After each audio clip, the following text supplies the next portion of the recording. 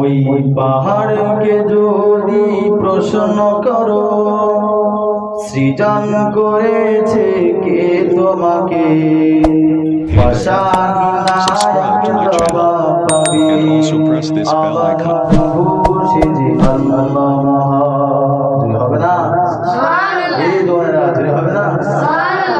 সাগরকে যদি প্রশ্ন করো সৃজন করেছে কে তোমাকে, ঢেবে ঢেবে সে জবাব পাবে আমার প্রভু সে যে আল্লাহ মহান।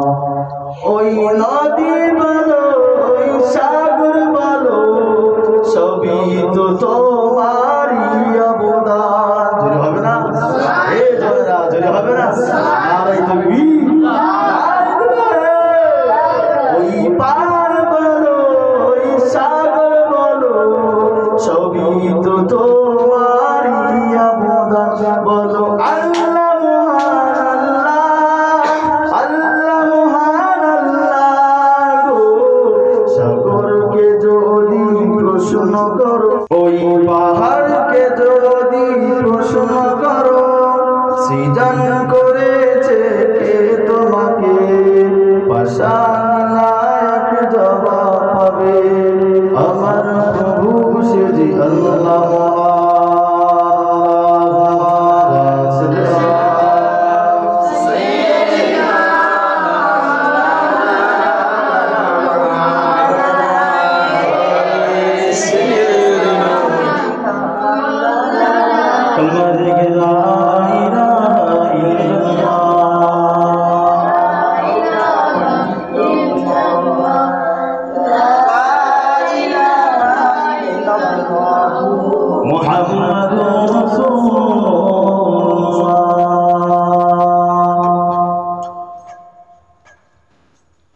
আল্লাহ রাসূল সাল্লাল্লাহু আলাইহি ওয়াসাল্লাম হাদিস শরীফের মধ্যে বলেছেন, মান তামাসসাকা বিসুন্নতি ইনদা ফাসাদি উম্মতি ফালাহু আজরুহু বিয়াদি শাহীদ।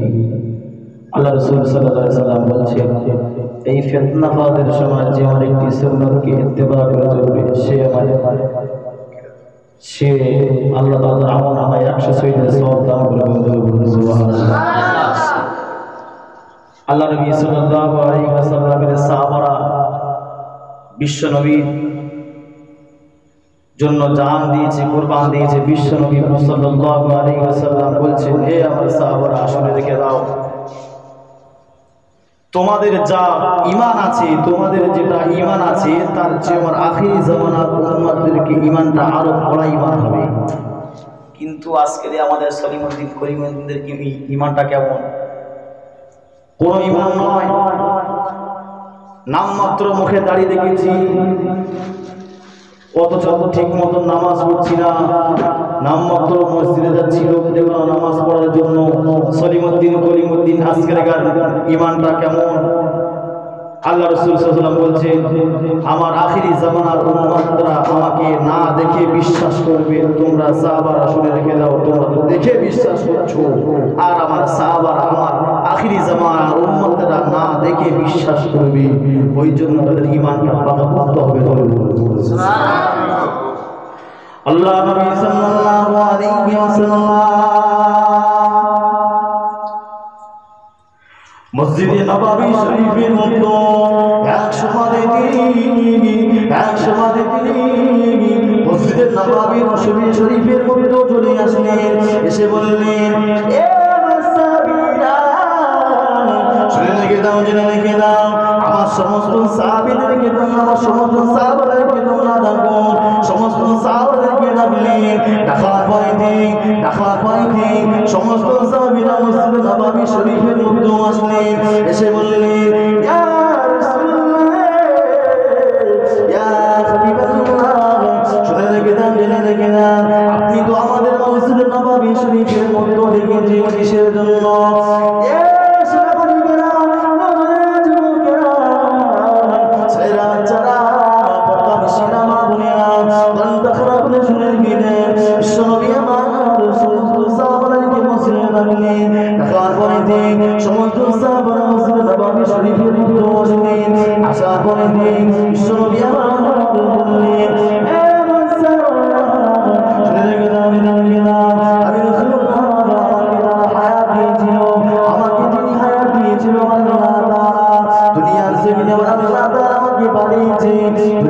জমিনে আল্লাহ আমাকে নবী করে বানিয়েছে ওই জন্য তারপরে আমার সাথে মৌতটা লিপিবদ্ধ করে দিয়েছে মৌতটা লিপিবদ্ধ করে দেওয়ার পরে আমি রাসূলুল্লাহ আমার হায়াতটা বেশি নাই আমি রাসূলুল্লাহ দুনিয়ার জমিনে আরো তো বেশি দিন থাকতে পারবো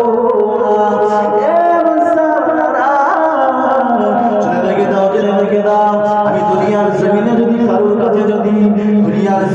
কারোর কাছে যদি ভুল ভ্রান্তি করে থাকি যদি কারোর কাছে যদি আমি যদি ভুল ভ্রান্তি করে থাকি যদি কারোর কাছে যদি আমি যদি কোনো বড় ছোট কথা বলে থাকি তোমরা আমাকে ক্ষমা করে দিও আর যদি ক্ষমা করার মতো না তাহলে তুমি যদি মনে করো তোমরা যদি মনে করো আমাকে বদলা নেব আমার কাছে এসে বদলা নিতে পারো শুনে রেখে দাও জেনে রেখে দাও এই এই মসজিদে নববী শরীফের মতো এমন কোন সাহাবা আছে যার গায়ে আমি আঘাত দিয়েছিলাম আমার কথা শুনে তার কষ্ট লেগেছিল আমার কোন সাহাবা আছে বলো বিশ্বনবীর একজন করুণ সাহাবী বিশ্বনবীর একজন করুণ সাহাবা মসজিদে নববী শরীফের মাঝখানে পড়ে যিনি বললেন ইয়া রাসূলুল্লাহ হাবিবাল্লাহ আপনি এত সময় আমার ফজরের নামাজের সময় ডাকতে গিয়ে আপনি আমাকে বেত্রাঘাত করেছিলেন বিশ্বনবী তখন বললেন চলে রেখে দাও তুমি আসো এসে আমার বদলা নিয়ে নাও সেই সাহাবা তখন বললেন ইয়া রাসূলুল্লাহ ইয়া হাবিবাল্লাহ আমি তো বদলা নেব কিন্তু আপনি তো আমার পাশে দাঁড়িয়ে মেরেছিলেন বিশ্বনবী তখন ডাকলেন তুমি চলে এসো আমার পাশে চলে এসো বিশ্বনবীর সাহাবা মসজিদে নববী শরীফের মাঝখান থেকে বিশ্বনবীর সামনে গেলেন হযরত ওমর রাদিয়াল্লাহু তাআলা তিনি তখন অবাক হয়ে গেলেন বললেন যে বিশ্বনবী তাকে মাফ করা শিখিয়েছে সেই বিশ্বনবী তাকে বদলা নিতে যায়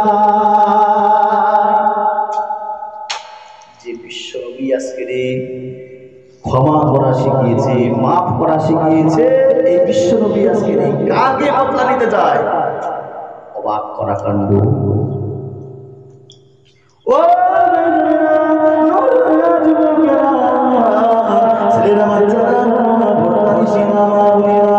আল্লাহ নবী তখন বললেন হে আমার সাহাবা তুমি আমার বদলা নিয়ে নাও বিশ্বনবী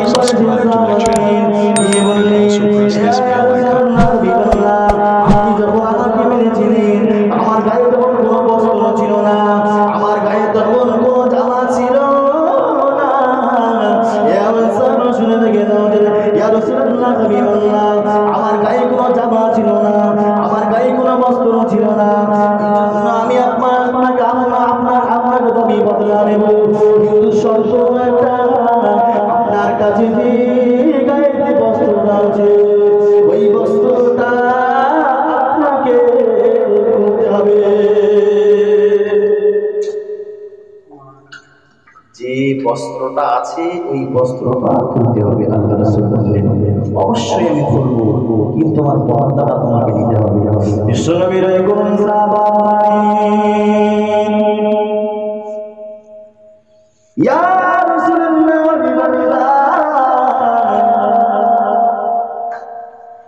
আপনি আপনার গায়ের গেঞ্জিটা জামাটা খুলে ফেলুন বিশ্বনবী তখন গায়ের জামাটা খুলে ফেললেন বিশ্বনবী নবুয়ত প্রাপ্ত হওয়ার পরে যে মোহরের সিলমোহরটা মারা হয়েছিল আপনার ঘাড়ের নিচে একটু হালকা নিচে ঘাড়ের নিচে যে নবুয়তের সিল মারা হয়েছিল আল্লাহর তরফ থেকে জিবরাইল আলাইহিস সালাম যখন ওই যখন সিলমোহরটা মেরেছিল বিশ্বনবী তখন বলেছিলেন যদি কোনো সাহাবা আমার এই সিলমোহরটা দেখতে পায় যদি আমার কোনো সাহাবা এই সিলমোহরকে আকর্ষণ যদি কেউ টাচ করতে পারে যদি কেউ আমার এই সিলমোহরের কাছে চুমা দিতে পারে আমি রাসূলুল্লাহ বলে দিলাম সেই সাহাবা জান্নাতি বিশ্বনবী সাহাবা তখন বললেন ইয়া রাসূলুল্লাহ হাবিবাল্লাহ আপনি আপনার গায়ের বস্ত্রটা খুলে ফেলুন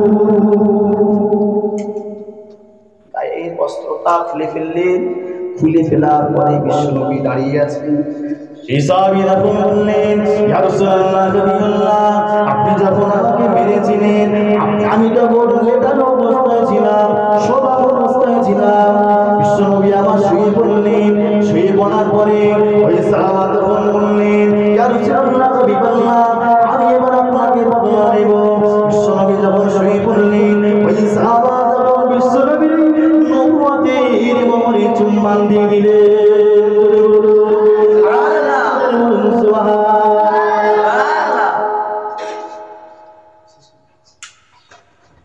দুনিয়ার জমিনে মানুষ বদলা নিতে গেলে তার বদলাটাই নেয়। বিশ্বনবী সাহাবা বিশ্বনবীকে বদলা নিতে গিয়ে চুম্বন দিলেন আর বললেন, ইয়া রাসূলুল্লাহ হাবিবাল্লাহ, আমার কি জান্নাত হবে না? বিশ্বনবী তখন বললেন, এ আমি রাসূলুল্লাহ যে হাদিস বলেছিলাম ওই হাদিসের কথা অনুযায়ী আমি কাজ করব। বিশ্বনবী তখন বললেন, আমার সমস্ত সাহাবারা হলো জান্নাতি জান্নাতি, আর আমার একটা একটা সাহাবা হলো আকাশের নক্ষত্র নেই, তাই সেই সাহাবা আমার সমস্ত সাহাবা জান্নাতি। হে আমার সোনামানিকেরা, নওজোয়ানেরা, যুবকেরা, ছেলেরা, বাচ্চারা, পর্দানিশিনা মা বোনেরা, শুনে রেখে দাও, জেনে রেখে দাও, বিশ্বনবীর একটা সুন্নতকে ইত্তেবা করতে গেলে আমাদের গায়ে দিয়ে ঘাম ঝরে যায়, আমাদের কষ্ট হয়। দুনিয়ার জমিনে যদি বলা হয় অমুক জায়গায় পয়সা দেওয়া আছে, সেখানে আমরা চলে যাই, কিন্তু বিশ্বনবীর সুন্নতের দিকে আমরা খেয়াল করি না, বিশ্বনবীর সুন্নতকে আমরা মানতে পারি না। বিশ্বনবী বললেন, মান তামাসসাকা বিসুন্নতি ইনদা ফাসাদি উম্মতি ফালাহু আজরুম মিয়াতি শাহিদি। বিশ্বনবী আমার বললেন, যদি আমার কোনো উম্মতি এই ফিতনা ফলাদের সময় একটা সুন্নতকে জিন্দা করে রাখতে পারে, এই ফিতনা ফলাদের সময় যে আমার একটি সুন্নতকে জিন্দা করে রাখতে পারলো, আমি রাসূলুল্লাহ হাবিবাল্লাহ জানিয়ে দিলাম আল্লাহ তাআলা মোলামায় একশত শহীদের সওয়াব দান করবে। জোরে বলুন আর একটু সুবহানাল্লাহ। হে মুমিনেরা, যুবকেরা, ছেলেরা, বাচ্চারা, পর্দানিশিনা মা বোনেরা, শুনে রেখে দাও, জেনে রেখে দাও, আল্লাহ নবী সাল্লাল্লাহু আলাইহি ওয়াসাল্লাম বললেন, ওই সেই জিহাদ, যে জিহাদ ওমর রাদিয়াল্লাহু তাআলা শহীদ হয়েছে, যে জিহাদে হযরত হামজা রাদিয়াল্লাহু তাআলা শহীদ হয়েছে, ওই জিহাদের সওয়াবটা দেওয়া হবে। আজকে সুন্নতকে আমরা মেনে চলি, কোন সুন্নতকে মেনে চলি না। বাড়িতে আসছি, মসজিদে নামাজ পড়তে যাচ্ছি, এসি ফ্যানের হাওয়া খাচ্ছি, সুদখোরের হাওয়া, সুদখোরের টাকার এসি লাগানো আছে, সেই এসি দিয়ে আমরা হাওয়া খাচ্ছি, হাওয়া খেয়ে আমরা মসজিদে আসছি, বাড়িতে নামাজ পড়ছি না ঠিক মতো। আমার সোনার মানিক প্রাণ প্রিয় ভাইয়েরা, আল্লাহ ভাইয়েরা, সমস্ত কিছুই মেনে চলতে হবে। দুনিয়ার জমিনে মানুষ চলতে গেলে আল্লাহ রাসূল সাল্লাল্লাহু আলাইহি ওয়াসাল্লামের দুনিয়ার বুকে স্ত্রী ছিল, একটা নয়, 9 থেকে 11টা স্ত্রী ছিল। আল্লাহ রাসূল সাল্লাল্লাহু আলাইহি ওয়াসাল্লামের সংসার ছিল, ইসলাম ছিল, আল্লাহ রাসূল সাল্লাল্লাহু আলাইহি ওয়াসাল্লামের সমস্ত কিছু, মসজিদে নববী শরীফের দায়িত্ব ছিল, পুরো ওয়ার্ল্ড বিশ্বের সমস্ত নবী ছিল। আকায়ে নামদার তাজদারে মদিনা বলা হয়, বিশ্বনবী দুলহারে মদিনা, আখিরাতের কান্ডারি বিশ্বনবী সাল্লাল্লাহু আলাইহি ওয়াসাল্লাম, সে সমস্ত সবার নবী ছিলেন। আর আমরা সামান্য উম্মত হয়ে নামাজ কালাম ঠিক মতন করতে পারছি না। আজকের দুনিয়ার জমিনে আমাদের হাল অবস্থা দেখা, জলসা দিচ্ছি, এক জায়গা ছাড়া দু জায়গায় জলসা দেওয়া সুন্নতের, কেউ না 5 ওয়াক্ত নামাজ পড়বে। আমাদের জলসা দেওয়ার আজকের কমিটি ভাইয়েরা খুব খেপে যাবে। আল্লাহ ইনাফ থাকলে যথেষ্ট। আজকের সমস্ত জলসা কমিটির জলসা মাঠে ঘাটে হাটে বাজারে সব জায়গায় জলসা হচ্ছে, কিন্তু হেদায়েত পায় না কেন? আমি এক জায়গায় জলসা করতে গিয়েছিলাম, একটা মহিলা আমাকে প্রশ্ন করেছিল, হুজুর আগে তো দুনিয়ার জমিনে বসিরহাটের আল্লামা রুহুল আমিন রাহমাতুল্লাহ আলাইহি আসলো, ফুরফুরা দরবার শরীফের আপনার আবু বকর সিদ্দিক রাহমাতুল্লাহ আলাইহি আসলো, আপনার কিনা শাহুরুল্লাহ মুহাদ্দিস দেহলভী রাহমাতুল্লাহ আলাইহি আসলো, আপনার কিনা খাজা মঈনুদ্দিন চিশতি রাহমাতুল্লাহ আলাইহি আসলো। এখন আর আসে না কেন? আমি সেই মাকে প্রশ্ন করেছিলাম, দিয়েছিলাম, মা তুমি যদি একবার রহমতুল্লাহ আলাইহির মায়ের মতন মা দেখাতে পারো, তাহলে আমি তোমাকে একটা সাহুল্লাহ মুহাদ্দিস দেহলভী রহমতুল্লাহ আলাইহি দেব। তুমি যদি একবার আবু বকর সিদ্দিক রহমতুল্লাহ আলাইহির মায়ের মতন মা দেখাতে পারো, আমি তোমাকে একটা আবু বকর সিদ্দিক রহমতুল্লাহ আলাইহি দেব। আর তুমি যদি আমাকে একটা খাজা মুঈনুদ্দিন চিশতি রহমতুল্লাহ আলাইহির মতন মায়ের মতন মা তুমি যদি তোমাকে দেখাতে পারো, আমি তোমাকে একটা খাজা মুঈনুদ্দিন আমি তোমাকে দেব। সেই মহিলা তখন বলেছেন, হুজুর আজকালকার মায়েরা তো ঠিক নয়, জলসা দেওয়া হচ্ছে কিসের জন্য? আজকে এই জলসাটা করে আমি মসজিদের ছাদ দেব, আজকে এই বছরের জলসা করে মসজিদের প্লাস্টার করবো, হেদায়েতের জন্য নয়। আবার আজকের এই সব জলসা বা একদিনের জায়গায় দুদিনের জলসা করে গজব হয়, গজল তো নয়, গজব হয়। ও ভাইয়া আসসালামু আলাইকুম।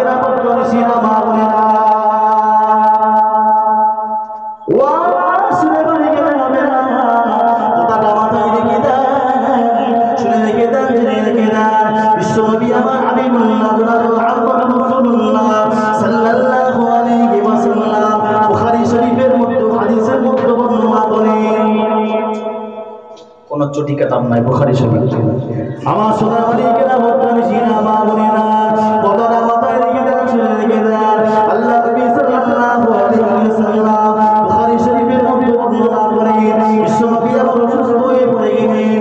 অসুস্থ হয়ে যাওয়ার পরে বিশ্বনবী আমার শুয়ে আছেন। সাহাবারা বললেন, ইয়া রাসূলুল্লাহ, হাবিবাল্লাহ, আপনি যদি মারা যাবার পরে, হয়ে যাবার পরে, দুনিয়া থেকে পর্দা নিয়ে চলে যাবার পরে, আমরা আপনার জায়গাটায় আয়েশা সিদ্দিকা রাদিয়াল্লাহু তাআলা আনহাকে বসাবো। বিশ্বনবী আমার তখন রেগে গেলেন, রেগে গিয়ে বললেন, শুনে রেখে দাও, জেনে রেখে দাও, যখন দেখবে কিয়ামতের আলামত কোনটা জানো? সাহাবীরা বললেন, ইয়া রাসূলুল্লাহ, হাবিবাল্লাহ, কিয়ামতের আলামত কোনটা? বিশ্বনবী আমার তখন বললেন, শুনে রেখে দাও, জেনে রেখে দাও, কিয়ামতের আলামত যে জায়গাটা পুরুষের জায়গা, যখন মহিলা চলে আসবে, ওই স্টেজটা হলো কোনো মহিলার জন্য নয়, ওই স্টেজটা হলো পুরুষের জন্য। যখন কোনো বড় বড় মেয়েদেরকে স্টেজের উপরে তুলে গজল গাওয়ানো হয়, জেনার সমতল করা হয়, সবটা হচ্ছে আর স্টেজ থেকে লাথি মেরে পার করে দে। শিল্পীদের দরকার নেই, শিল্পীদের হাতে বড় বড় লোক। গজল কার জন্য? গজল হামদ শরীফ কার জন্য গাওয়া যায় জানেন কি? বিশ্বনবী আমার বললেন, গজল হামদ কার জন্য গাওয়া যায় যাচ্ছে? পাঁচ ওয়াক্ত নামাজ যে পড়ে, সুন্নতের লেবাস যে করে, সুন্নতের আইন কানুন মেনে চলে, সুন্নতকে মেনে চলে, পাঁচ ওয়াক্ত নামাজকে যে পড়ে, তার জন্য গজল হামদ শরীফ পাওয়া যায়।